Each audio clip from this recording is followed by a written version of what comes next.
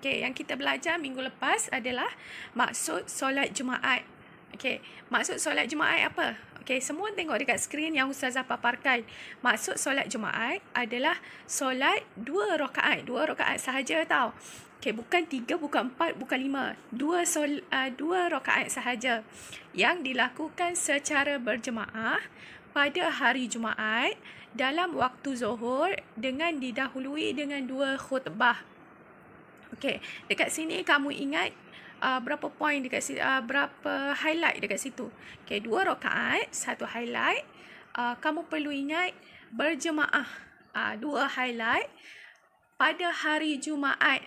Pada hari Jumaat sahaja solat Jumaat ini dah ada dilakukan. Okey, dah berapa highlight dekat situ? 3 kan? Okey, pada waktu Zuhur, okey dah 4 highlight. Tak boleh dilakukan pada waktu lain, hanya dilakukan pada waktu Zuhur dengan didahului dengan 2 khutbah. Okey, berapa highlight dekat situ maksud solat Jumaat? Highlight dekat situ 5. Okey, 2 rakaat secara berjemaah dilakukan pada hari Jumaat pada waktu Zuhur dengan didahului dengan 2 khutbah. Okey, 5 highlight kamu perlu ingat dekat situ. Okey, itu adalah poin penting tau untuk masuk solat Jumaat. Okey, kita tengok slide yang lain. Okey, kamu tengok dekat situ. Maksud dalil nakli. Okey, dekat sini Ustazah sertakan maksud dalil nakli, maksud sahaja. Okey, sekarang kita baca dalil daripada firman Allah iaitu dalil nakli. Bismillahirrahmanirrahim. Ya ayyuhallazina amanu idza nudiya lis-salati min yaumil jum'ah fas'au ila dzikrillahi wa dzarul bai' dzalikum khairul lakum in kuntum ta'lamun. Okey, ni daripada surah Jumaah. Ayat yang ke-9. Okey, tengok maksud dekat sini. Kamu semua boleh tengok dekat skrin. Iaitu maksud dalil nakli ialah wahai orang-orang yang beriman. Dia tujukan kepada orang beriman. Sebabnya kalau orang tu tak beriman, dia takkan buat solat Jumaat ni. Hanya orang yang beriman sahaja yang melakukan solat Jumaat secara istiqamah. Okey, Allah tujukan kepada orang yang beriman, apabila kamu diseru untuk mengerjakan solat pada hari Jumaat, maka bersegeralah kepada mengingati Allah dan tinggalkanlah berjual beli. Okey, kalau kita tengah berjual beli, Allah bagi contoh dekat sini pekerjaan sebagai peniaga. Tapi sama je lah pekerjaan apa pun yang kamu buat, sama ada kamu seorang doktor, sama ada kamu seorang peguam, kamu seorang guru, apabila masuknya waktu solat Jumaat pada hari Jumaat, maka kamu kena tinggalkan semua pekerjaan kamu dan perlu melakukan solat Jumaat. Yang demikian itu lebih baik bagi kamu jika kamu mengetahui. Sebab itulah Allah tujukan kepada orang beriman.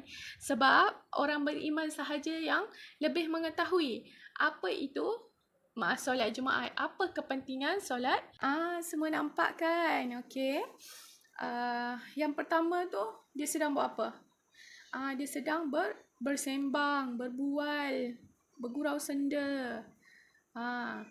Ini adalah perkara yang dilarang.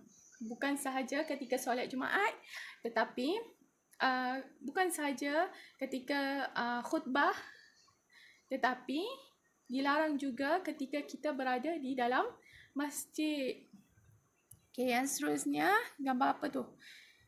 Sedang main telefon. Okey, ini adalah adab. Tidak boleh bermain telefon semasa khutbah sedang berlangsung. Okey, yang seterusnya apa ni? Dia tidur pula dalam masjid, terutama masa khutbah khatib sedang berkhutbah tu dia tidur pula. Ini adalah adab yang tidak baik dan dilarang sama sekali. Okey. Yang terakhir tu apa? Tengok dekat kawasan pintu tu. Dia sedang buat apa? Betul, pandai. Okey, dia sedang bermain dan bergurau senda. Ini akan uh, mengacau khutbah yang sedang berlangsung. Boleh menghilangkan fokus orang lain untuk mendengar khutbah daripada khatib yang lebih penting. Okay, ini adalah antara 4 perkara yang dilarang ketika khutbah dibaca oleh khatib. Okay. Seterusnya kita masuk kepada hikmah solat Jumaat. Okay, hikmah solat Jumaat, Ustazah sertakan dekat sini 6. Yang pertama, kita dapat melatih diri menjadi hamba yang taat kepada perintah Allah. Okay, disebabkan Jumaat ini adalah hari antara hari yang sangat baik, hari penghulu segala hari, maka Allah menetapkan pada hari Jumaat itu satu solat, iaitu solat untuk melatih diri kita taat kepada perintah Allah.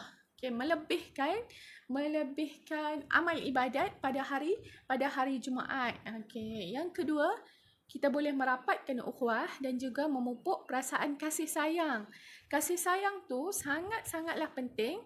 Jadi Allah meletakkan solat Jumaat ini, hikmah pada solat Jumaat ini boleh berkumpul dan juga merapatkan ukhuwah di antara semua penduduk-penduduk dekat situ.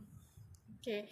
Yang ketiga, mendengar nasihat, teguran, bimbingan dan juga pedoman. Disebabkan apa?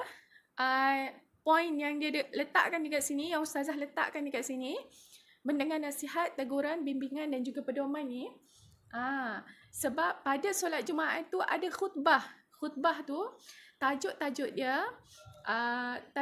dia berkisar kepada nasihat, teguran dan juga bimbingan oleh khatib kepada semua pendengar-pendengar yang mendengar khutbah.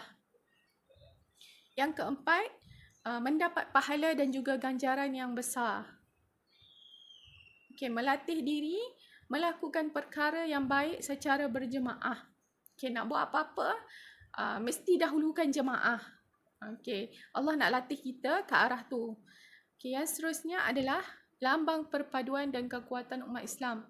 Okay, kamu pernah tengok tak satu gambar bila solat Jumaat? Sama ada semasa nak solat Jumaat ataupun kamu tengoklah sendiri kan, bila kamu nak solat Jumaat ataupun bila kamu nak ke kedai, yang bagi perempuan nak ke kedai, lepas tu tengok ramai je lelaki-lelaki yang berpusu-pusu menunaikan solat Jumaat ataupun masa balik. Kan sangat ramai dekat situ. Jadi kita boleh tengok itu adalah perpaduan. Faham ya? Kalau ada yang tak faham ke apa, boleh tanya Ustazah.